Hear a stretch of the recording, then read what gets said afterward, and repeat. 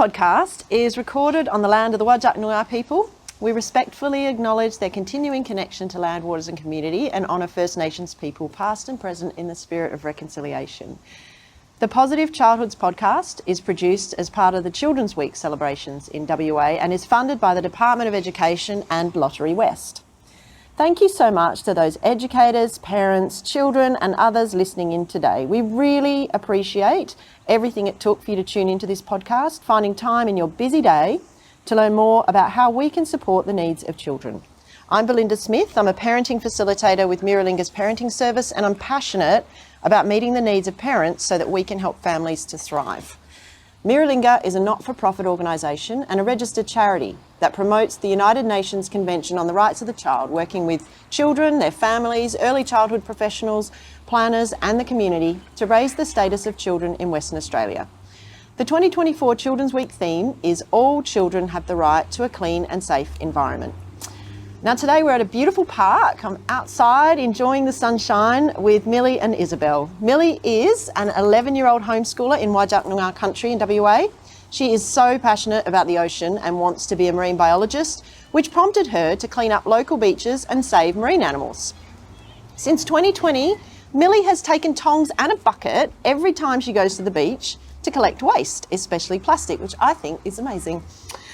She has saved buckets and buckets of plastic from the ocean by picking up litter off Western Australia's spectacular coastlines. In March 2023, Millie hosted a homeschool community beach cleanup event at a local beach as a Clean Up Australia Day and Sea Week event. The group collected 5 whole buckets full of rubbish, particularly cigarette butts, yuck, party decorations and plastic food packaging. Because of Millie's work to clean up our oceans, she won the CSIRO Double Helix Sustainability Squad competition in December 2022. And then she won the CSIRO STEM Together Future Shapers competition in May 2023. And she recently received the highly commended in the 2024 University of Sydney Slick Geeks Eureka Prize for her short film Energy Flow Through an Ecosystem. Millie is an active member of the Friends of Lake Gwelup and participates in homeschool adopt-a-beach sessions regularly. Yay, thanks Millie. Isabel is an 11-year-old homeschooler who, like Millie, is from Whadjuk Noongar country in Western Australia. She is on the youth board of the environmental charity Millennium Kids, and in 2022 she was selected to be the mini-mayor of Wanneroo because of her conservation work. Isabel runs a project called Everyday Earth Hero, where her mission is to inform the public about good things that different people are doing to help the environment. So far, she has interviewed 9 different experts and covered topics such as tree canopy, bat protection and building cockatoo nest boxes. And you can hear cockatoos here actually, which is lovely. Isabel also has a project on black cockatoos and has spoken to different schools about her passion for these birds, as well as participating in the Global STEM Conference in 2022. In 2023, Isabel installed a nest box in her local park with the help of Mayor Linda Aitken, and she is excitedly awaiting the little cheep of chicks. Welcome, Isabel. Welcome, Millie. Thank you so much. Nice to have you here. So I'm going to ask you some questions. First of all, Millie, shall we start with you? Will you tell us a little bit about yourself, what your interests and hobbies are? So, as you've heard, I love sustainability and I've won several competitions for my sustainability initiatives, but as well as my environmental and sustainability interests, I love science, fun facts, digital art, filmmaking, surfing, swimming, dogs and puzzles. What about you? Thanks. What about you, Isabel? I like drawing at home with my cats. I love writing poetry. I also have interests in painting and wildlife. Obviously, I like walking around basically just this park and going to Yanchep. I love swimming, snorkeling, and yeah. Beautiful. So many interests. I love it. So this interview today is really, we could talk about so many cool things because you've got so many interesting interests, but today we're really focused on an article from the UN Convention on the Rights of the Child. So the United Nations has this amazing document that lists all the rights of the child around the world. Children have the right to a clean and safe environment. So what do you think a clean and safe environment means or looks like? So to me, a clean and safe environment is entirely free of pollution. Children should be able to enjoy natural environments like the beach, wetlands and bushlands without being surrounded by pollution and waste. It is absolutely disgusting and kids should not be surrounded by it. What about you, Isabel? A clean and safe environment looks like to me where every suburb has a national park where kids can walk through every day before going to school. There's no litter, there's no pollution, and people can just go out and enjoy themselves. And the beaches are always clean. Yeah, nice. It would be lovely if that was the case. So, Isabel, you have got a YouTube channel called Everyday Earth Heroes, which I've watched lots of the interviews on there. It's really great. What is the aim of your channel for people listening? And can you tell us about some of the interviews that you've conducted? On my channel, I interview people who are doing great things for the environment. Some examples are Nick Cook. He is part of the Friends of Lake Claremont group. Katrina Annia, she runs the Millennium Kids, and she's got a great charity going there. Mari Quatnan, she has this banner that she made out of a bunch of kids' drawings of trees, and she goes all over Australia with it, showing it to people and doing stuff with that. And Simon Cherryman, he puts up nest boxes for black cockatoos. Excellent. I remember that one. I used to have black cockatoos come to my house all the time when I lived in the country. So beautiful. Millie, you've been doing some beach cleanups.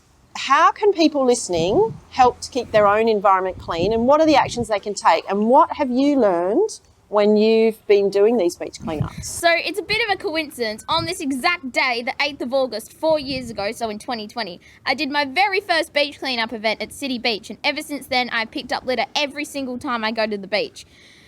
So you don't need anything fancy to conduct a beach cleanup. I just use a recycled yogurt bucket I got off Buy Nothing and a pair of tongs. I keep this simple kit in my beach bag so it stays handy when I need it. Fantastic. Imagine if everyone did that. Yes. It's so much better, wouldn't it? But you need to do beach cleanups regularly because every day there'll be new rubbish washing up. Like if I went to the beach every day, there'll still be new rubbish to pick up. Good point. From doing beach cleanups, I've learned that small actions can make a difference. Like if you do a beach cleanup every day, you can clean up the ocean from pollution. I've also learned that no matter how much rubbish I collect from the beaches, there is a never-ending supply of more and more rubbish, which is what I was saying in the last thing about there's been new rubbish washing up every day. Yeah, it's sad, isn't it? I'm really glad that there are people like you, making it their aim to change things. So the environment really needs our support and help. We've kind of talked a little bit about it, but do you want to add anything about why this is? And also again, you kind of said something there, Millie, but some of the simple things people listening can do to be everyday Earth heroes? So I've got lots of things. So humans are very reliant on the environment for survival. It is our food source, our water source, and a source of oxygen and recreation. We're really reliant on it. So if climate change continued to occur and our crops couldn't grow, that could mean famine. So we really need to protect our environment. There's this really cool stat that I really like to use a lot that is, according to the WWF, which is the World Wildlife Fund, there'll be more plastic than fish in our oceans by 2050, but we hopefully can prevent this. People can make small changes that can have a big impact. For example, regularly clean up rubbish at your local beach or park and reduce, reuse and recycle everything you possibly can. What about you, Isabel? We don't always take very good care of the planet, which is why we have climate change, and we can see it around us when we see things like trash left on the ground or animals getting caught in rubbish. Recycling and picking up 5 pieces of litter every day, composting, planting native plants, using less plastic are all the things that we can do to help our environment thrive. Yeah, I love that. So picking up, there's an initiative called Take 3 for the Sea. That's what it is. I was trying to remember the name of it. Take 3 for the Sea. I did a beachcombing workshop yesterday, and the presenter, he was talking about Take 3 for the Sea. Yeah, such a simple thing, but if everybody did it, it would make a massive difference. That goes back to what I was saying, that small changes can have a big impact. It's almost like the ripple effect. Exactly. Yeah, I love it. So what about fun ways, particularly because I think it's up to the grown-ups to make a difference. It's not kids' responsibility, but also kids are amazing and have a lot of energy. So you like fun things. So what are the fun things we can do to protect the environment? So I've got a massive list of this one. This one is the most important one. Spend time in nature and observe flora and fauna. Once you fall in love with nature, you'll really want to care about it. So the most important one is to spend time in nature and observe the natural environment. You can also participate and volunteer. That connects you to the natural environment and the community. For example, you could try joining a local friends group or participating in a local cleanup, weeding or planting event. I do that regularly because I do Adopt a Beach and Friends of Lake Gwelup. Another thing is to learn from experts. You often find these people at volunteering events too. Another fun thing is to watch documentaries. Some really good ones include David Attenborough documentaries and a couple of ABC documentaries called Australia's Wild Odyssey and Australia's Ocean Odyssey. In fact, Isabel, Australia's Wild Odyssey has a segment about Simon Cherryman in it. Another one is to read about the environment. I highly recommend books like You Can Change the World by Lucy Bell to read. They're really good and it will make you care about the environment even more.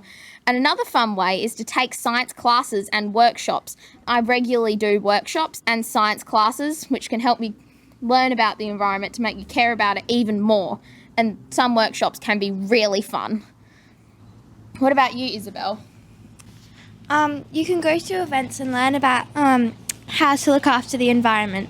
Millennium Kids runs some really great events for kids, and you can check out their website to find out about those. It's really fun to hang out with your friends while doing things like planting or beach cleanups, which I think can create a really nice atmosphere for you in nature. And I've got something to add. I do my homeschool Adopt a Beach sessions with my friends, and also another good workshop provider is called Nearer to Nature, and it's by the Department of Parks and Wildlife, and it's really fun. I'm curious about kind of looking to the future. Do you have any messages for the grown-ups who are listening about the environment? What do you want grown-ups to know? I've got lots of things. Excellent. As I mentioned, the waste keeps on coming, but it's up to us to reduce the waste at the source. One way you can help is to buy less plastic when you go shopping. For example, you could try going to a bulk food shop. There's a really good one called the Wasteless Pantry and the Source. They're both really good. Or also another example is to buy loose veggies instead of ones wrapped in plastic.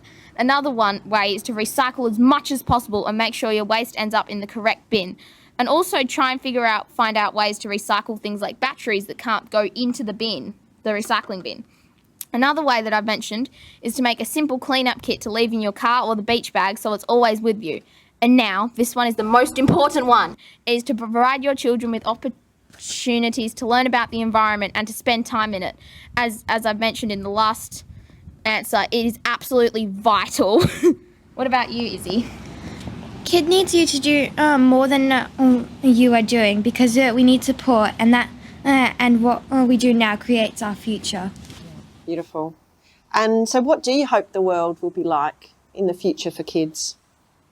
In the future, I'll hope that there will be less plastic and biodegradable alternatives widely available, easy to access quality environmental education so kids can learn about the environment, which I've said earlier is absolutely central. And also, you probably might have not thought about this one, but technological innovations helping to clean the environment. As an example, there's this company in Perth that created this floating device, and it's called a sea bin, and it's designed for trapping litter from marinas and harbours. And another thing I hope the world will be like in the future is native ecosystems protected from threats like climate change and invasive species, and of course pollution. What about you, Izzy? I hope we have a sustainable future with lots of more tree canopy and plants, 1,000 more trees than there are, and take care of all the animals. Beautiful. Thank you. So for each of the podcasts we produce in this series, we like to ask our guests some quick questions to finish up. So Millie, I'm going to start with you. What's the book you love most? Now, I'm kind of cheating a little bit. This isn't actually a book. It's a magazine. It's called Aquila, and it's this great educational magazine that's full of fun facts and mind-bending puzzles, and I absolutely love it. Oh, it sounds great. What about you, Izzy?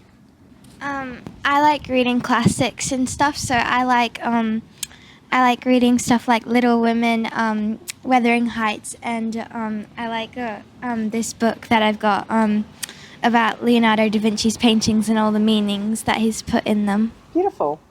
And while you've got the microphone there, what helps you to have a sense of well-being, Isabel? Playing with my cats at home, it just, feels right. Yeah, I hear you. I love cats as well.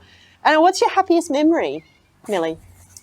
Now, this is a really tough one because I've had so many happy memories, but the one I that's come to mind first is when I picked up my new puppy Geordie last year. It was so cute when Mum came out of the breeder with a fluffy pooch, and it was so cute. Gorgeous. What about you, Isabel? What's your happiest memory? Well, I kind of given you a clue with my necklace, but I noticed that. It's yeah. beautiful. I got it from Ningaloo where we swam with the whale sharks, and that's probably my happiest memory. That's amazing. Yeah.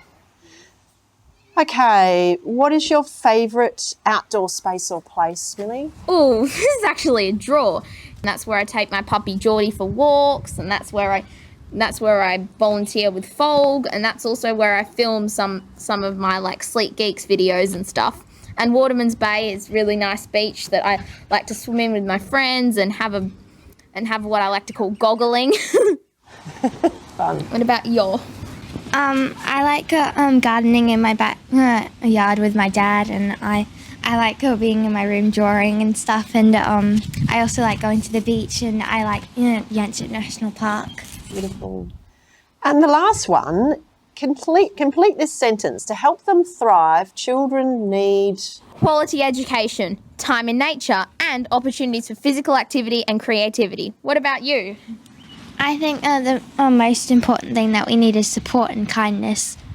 Lovely. I love the balance between those two answers. That's gorgeous. So I would love to know how listeners can learn more about your work or get in touch with you if they want to be more involved with these kinds of things. I don't really have... People don't really get in touch with me, but I'm going to just ask Izzy. Look at my YouTube channel, Everyday Earth Hero, and there are also pages on Facebook and Instagram, and we also are going to be starting a Substack very soon. Fantastic. Thank you so much for joining us. It was really lovely to hear from you both. It's been such an interesting conversation. I loved hearing your perspectives and hearing all of your encouraging ideas. I feel like the ideas are so simple, so I really hope people take those ideas with them.